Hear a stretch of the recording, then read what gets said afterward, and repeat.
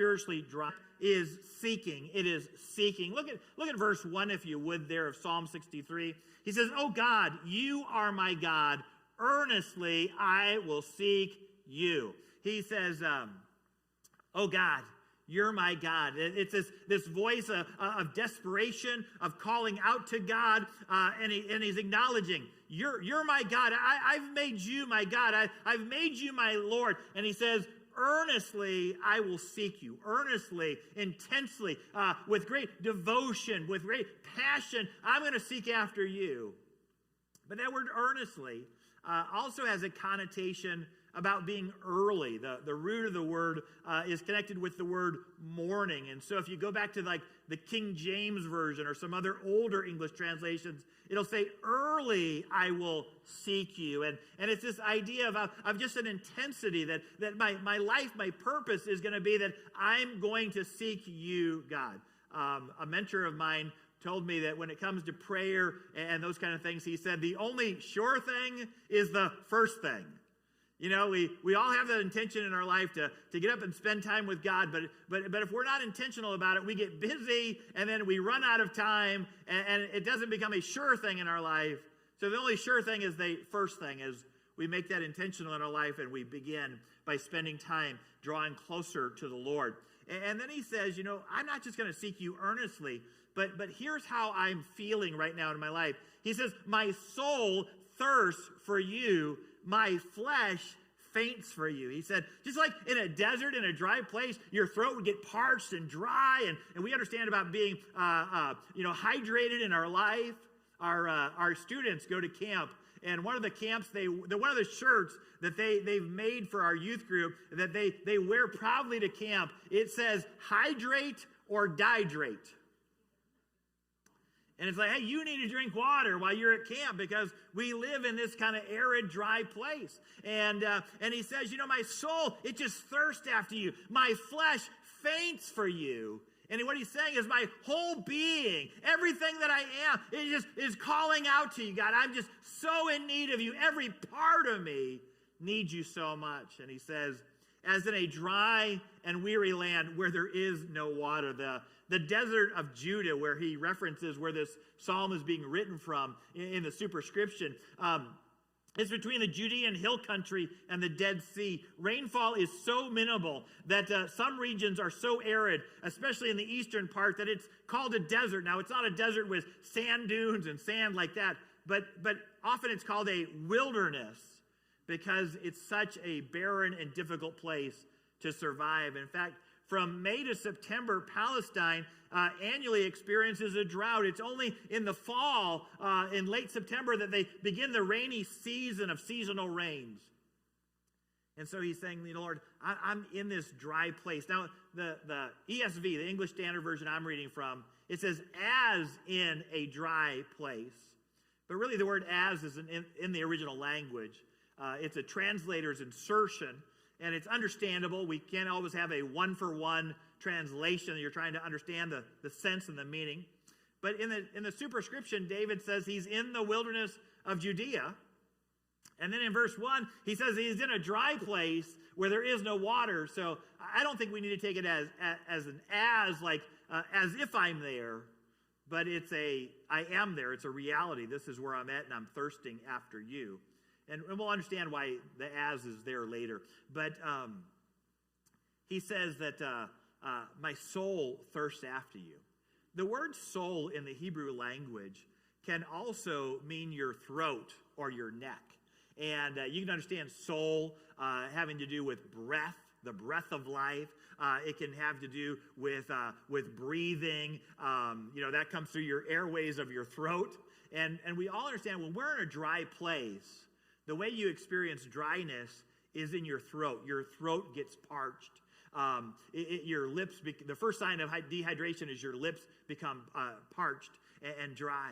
And he's saying, Lord, I'm in this dry place. My throat, it's like my throat is dry because I'm just longing for you. I need you so much, and I just can't find you. And I'm wondering, where are you, and what's going on, and why is this going to happen, and how long is it going to be?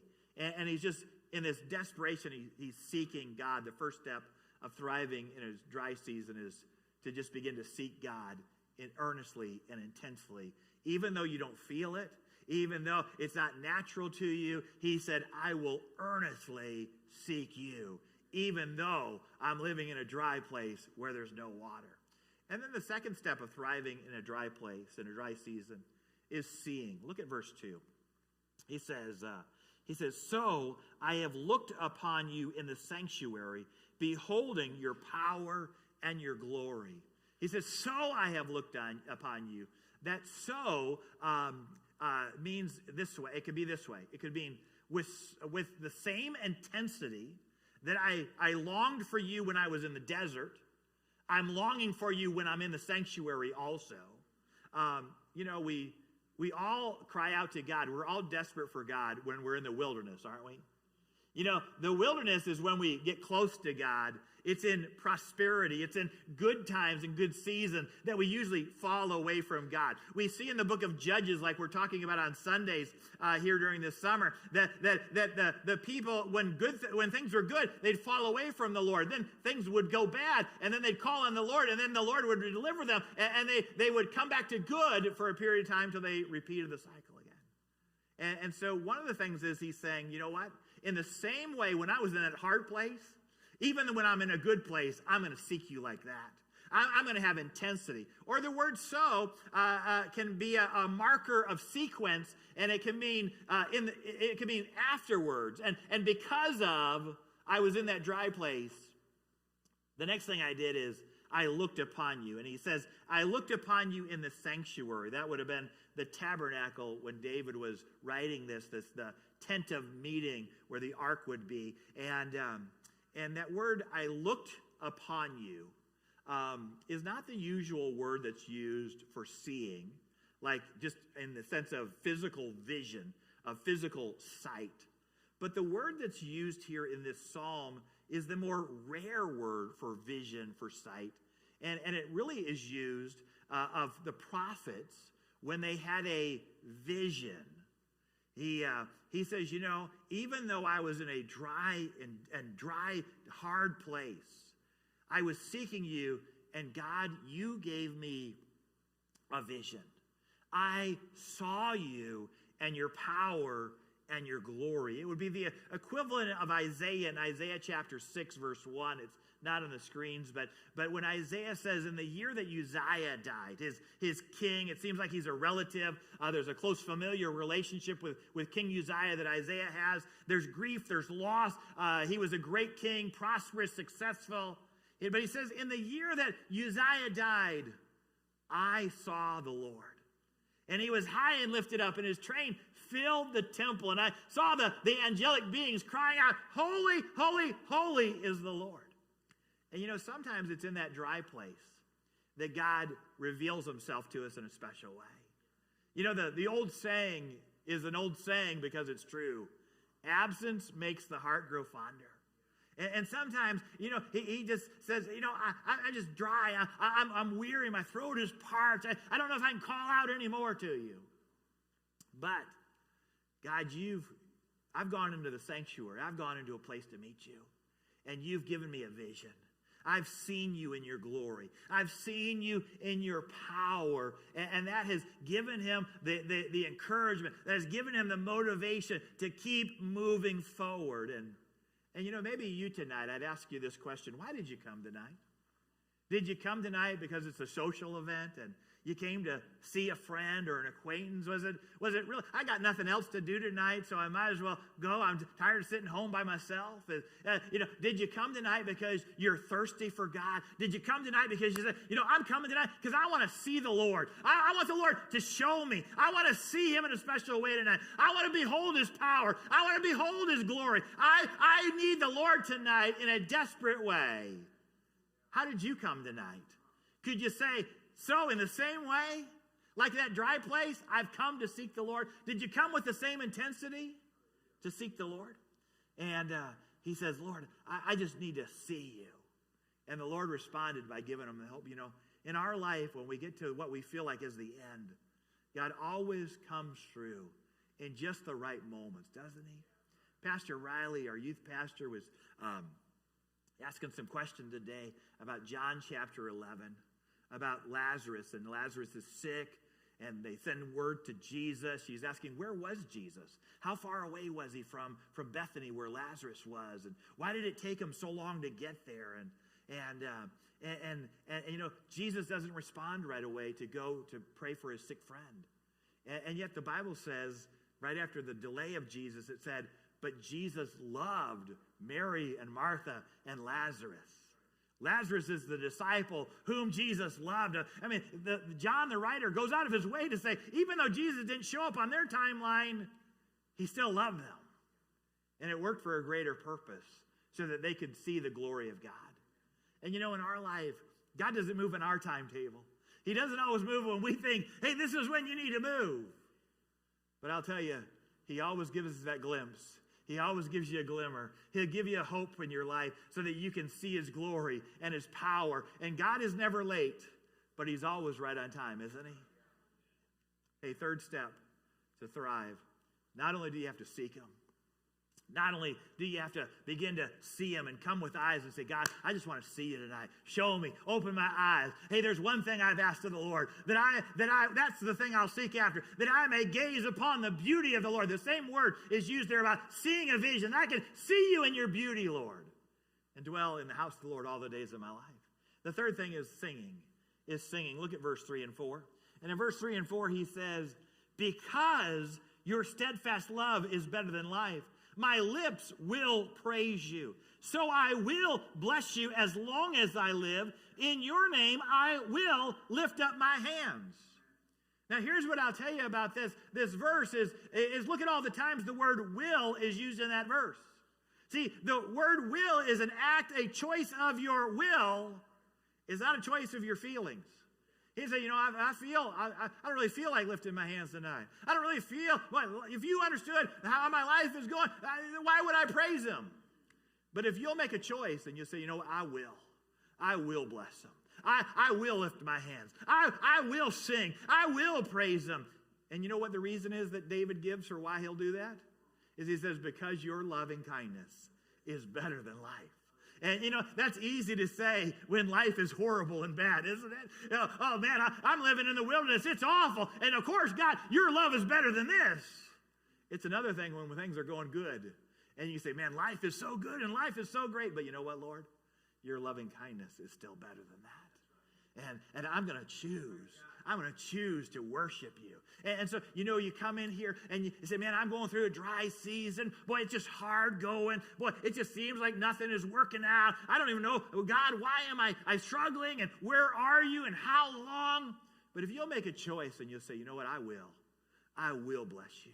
I will lift up my hands unto your name. Lord, my mouth will begin to sing about your praise. And you'll notice that that Psalm 62, the one before this, and Psalm 63, they're connected for a reason. They get joined together because Psalm 62 ends with talking about God's strength and about God's loving kindness. And Psalm 63, at the beginning of it, picks up that same theme, talking about God's strength and God's loving kindness. And he says, I'm going to bless you as long as I live. I'm going to lift up my hands in your name. You know, that act of lifting our hands is a strange act. It's new to a lot of people who come to church.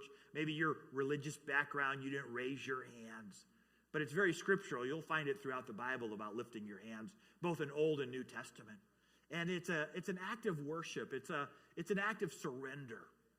It's an act of prayer. Often raising our hands is really not so much prayer as much as it's an act of prayer, of not just praise, but of prayer. That we're reaching out to God. We're almost physically stretching ourselves out to God and saying, Lord, I just need you so much. And we're raising our hands to call out to him and to bless his name. To say, Lord, your name. I'm going to bless the name of the Lord. And often, again, Psalm 63, 61, these Psalms get connected together linguistically because those Psalms talk about the name of the Lord, and I will fear the name of the Lord. The name of the Lord is a refuge. It's a tower. There's a vow of I'm gonna bless you. I'm gonna live. If you get me out of this, I'm gonna repay my vows by telling everyone how great you are. And here he says, I will bless you all my life. And these ones are tied together. And then he says, Lord, it's not just in a dry season that I'm gonna seek you. It's not just that I'm going to see you. I'm going to look for you. I want to see you moving. I want to see what you're doing. Open my eyes so I can see. And Lord, I'm going to sing. I'm going to worship. I'm going to praise. I'm going to enter in, not because I feel like it, but because I choose to do that. And then number 4, the 4th step is satisfying. Satisfying. Look at verse 5 through 7 here. And David says this. He says, my soul will be satisfied as with fat and rich food. Fat means good, healthy, good food. It doesn't mean bad fat in that way like we think of, right? And he says, and my mouth will praise you with joyful lips. He says, in verse 1 up here, he said, my soul thirsts for you. But by the time we get to verse 5, he says, my soul will be satisfied as with the rich and best and greatest foods that you have to offer. See, he started out by being thirsty. But God is such a good God that he just didn't give him a little drink of water to satisfy his thirst. But he filled him with good things. And he said, my soul went from being thirsty to my soul being satisfied and being full. And what made that different? Look at the rest of that verse. When, that's the next phrase there. When did this happen? When I remembered you upon my bed and meditate on you in the watches of the night. Now remember, verse 1 said, I'll earnestly seek you. Early, I will seek you early. But by verse 6, he says, when I'm thinking about you and meditating upon you in the night watches.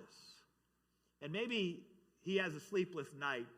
The night watches would be the shifting of the guards, how they would tell the watches of the night.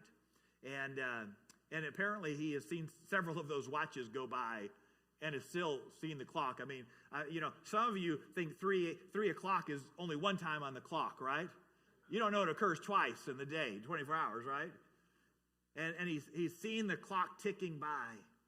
But he says, when I'm awake at night, when I'm anxious, when I'm nervous, when I'm wondering about what's going to happen, he says, I just begin to meditate upon you. I begin to think about you. It's that idea of Psalm 1. Blessed is the man who meditates upon your law, for he shall be like a well-watered tree planted by the rivers. And he just begins to say, I'm going to bless you. I'm going to meditate upon you. And so far we've seen David go from morning seeking early to seeking late at night. He's spending his time with God. And notice the transition from thirst to satisfaction. I started my day thirsty. I started my day on empty. But I ended my day full of God's blessing. Verse 7, he says, why is he going to do this? Why does he think about God at the nighttime? For you have been my help, and in the shadow of your wing, I will sing for joy. He says, because you've been my help. As I meditate, as I begin to recall and rethink and reflect upon, this probably isn't the first dry season you've ever lived through. And he begins to say, God brought me through some other times. I thought that, I don't know how I was ever going to get through that. But God brought me through that. I didn't know how I was going to make it, but you know what? I made it. God brought me through that. And he says, how can I praise you? How can I sing with joy, even though it's in the middle of the night? He says, because you've helped me. Because I begin to recall how you've helped me. And I'm going to be in the shadow of your wing. I know I'm under your protection like a mother hen, gather her brood in. And I'm going to just sing for joy, Lord. They say, the Psalms say this, that weeping may endure for the night, but joy comes in the morning. Weeping may endure for the night, but joy comes in the morning. And he says, hey, I can just speed up the morning a little sooner, can't I? Hey, I can jumpstart the clock right now. I don't have to wait for the sun to come up. I can wake the sun up by my praise. Number 5, the 5th step, is sticking. We seek God, we see God, we sing out to God, we're satisfied, and then we stick to him. Verse 8, my soul clings to you. My soul clings to you. That word cling, uses multiple times in the Bible. And we're familiar with it in our wedding vows in Genesis chapter 2, verse 24. Therefore, a man shall leave his father and his mother and hold fast, or cleave would be the old King James word, and he shall cleave to his wife, and the two shall become one. That when you get married, you have pursued each other, and then when you get married, you keep pursuing one another. You're sticking to one another like super glue. Because, hey, what God has joined together, don't let anyone tear apart. Because if you ever put anything together with super glue or, what's the Gorilla Glue? What is it? Yeah.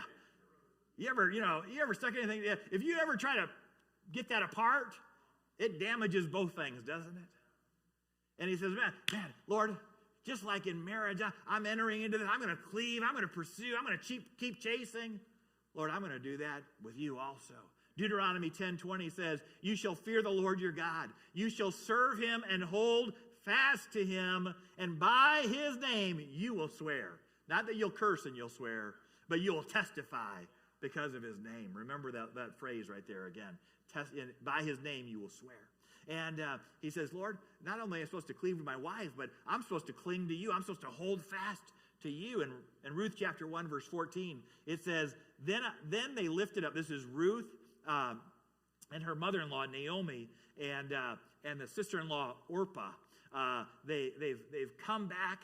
They've experienced loss. They've lost, each one of them has lost their husband. And Naomi says, I'm going back home. I call it quits. I'm going home. I give up. And she told her daughter-in-laws to go home, go back to your families. Maybe you'll find a husband there, because she said, at this age, I'm not having any more children to produce a husband for you. And it says they lifted up their voices and they wept again. And Orpah kissed her mother-in-law, but Ruth clung to her. She clung to her. She held fast to her. You know, there's a lot of Christians that can be defined either as a Ruth or an Orpah. There's a lot of Christians who can kiss up and who can say the right words, and their mouth seems to be saying the right things and doing the right things, but they'll kiss you and they'll leave you. And they'll, oh, Lord, I love you. I need you. Oh, Lord, help me, help me. And then when things are good, it's like, hey, where'd they go? Well, they kissed you goodbye, don't you remember? And then there's Christians who say, hey, no, I'm with you no matter what, Lord. I'm sticking with you. You go, I go where you go. And a lot of those phrases that we get there are used in marriage ceremonies also. But it's this idea, I'm just going to stick to you, Lord. And he says, you know, my soul will cling to you. Lord, you can't get rid of me if you wanted to. I'm just going to cling to you. For your right hand has upheld me. He says, Lord, I know your hand has been upon my life, and you've sustained me, and you've helped me in every way. Number six real quick, succeeding. Succeeding, verse 9 says this, but those who seek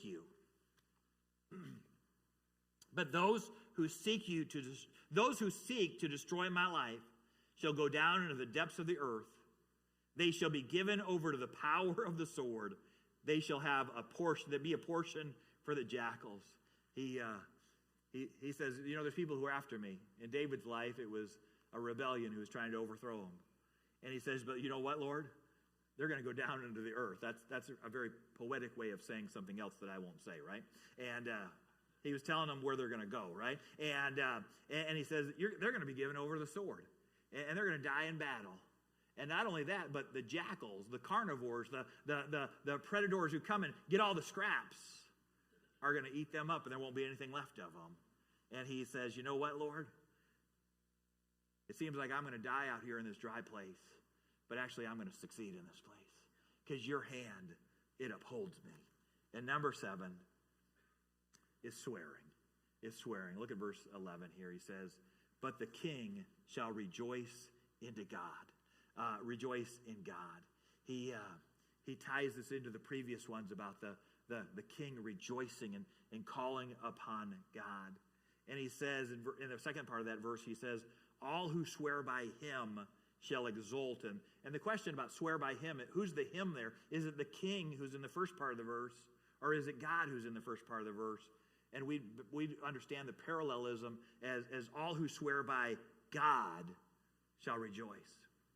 because we read back in Deuteronomy chapter 10 that all who cling to him will swear by the name of the Lord. And that idea here is a testimony that says, you know, I'm going to tell you what God has done for me. I've been through a dry season. I've been through a difficult, hard time. But I'm not going to waste other people's suffering by not letting them know the steps I took and how I got out of the wilderness and how I got out of the desert. And I'm gonna dig a well. I'm gonna water an oasis with my tears, so the next guy who comes through can find refreshing also.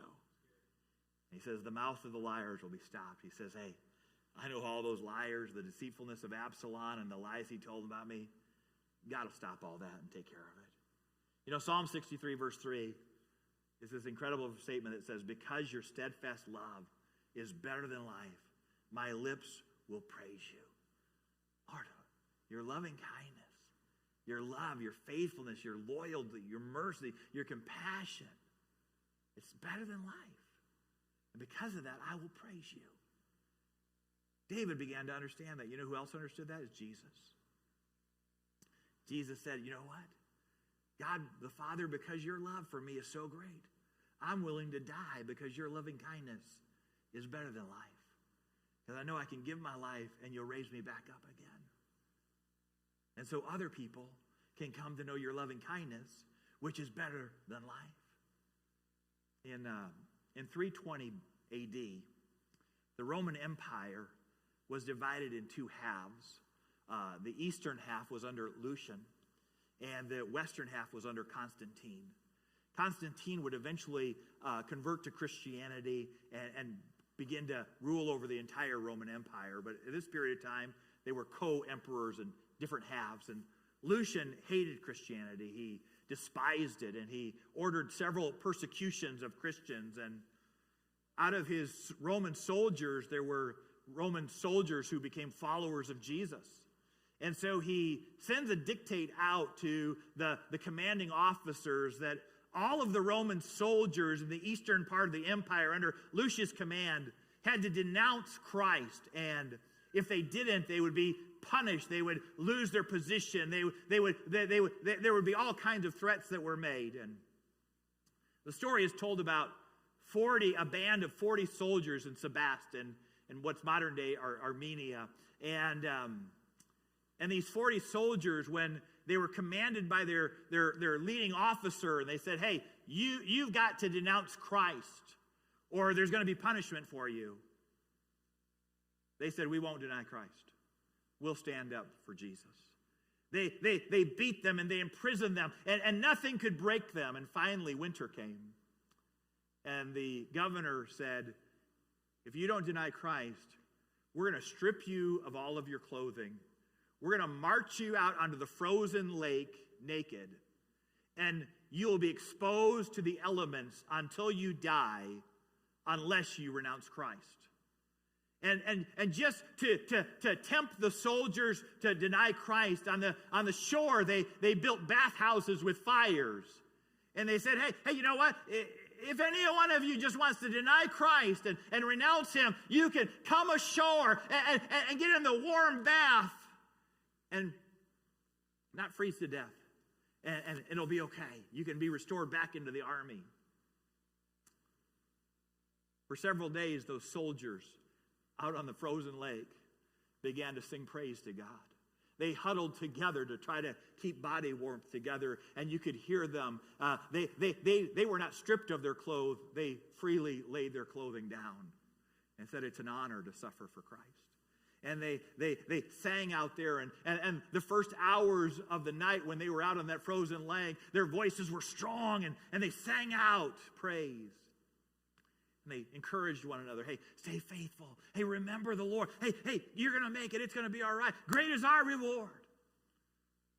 But as the hours and days crept by, those voices began to grow silenter and quieter as members of the band of 40 began to die.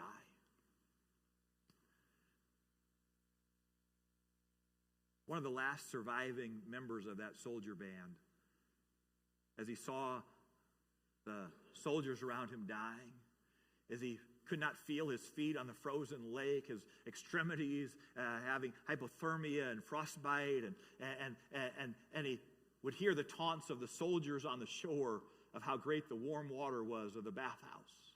If he would just come ashore. And that last lone survivor, his will broke finally, and he made his way to the shore, and he went into that bathhouse. And as soon as he got in that water, he died, because you can't warm up a body that's hypothermia like that. He lost his life anyway, denying Christ. But one of the soldiers who was charged with guarding the 40, who had stood on that shore by that warm fire by the bathhouse, when he saw that one lone coward whose will was broken and who had fled to the safety of the bathhouse, that one hardened Roman soldier who had taunted and had teased them, who had tempted them to come to shore to find refuge in the bathhouse, when he saw the loyalty of those 39 men who had given their life on that lake, singing with their last breaths the praise of God, that Roman soldier stripped off all of his equipment and gear and walked out on the frozen lake naked. And he began to sing praise to God, and he said, "Your loving kindness is better than life.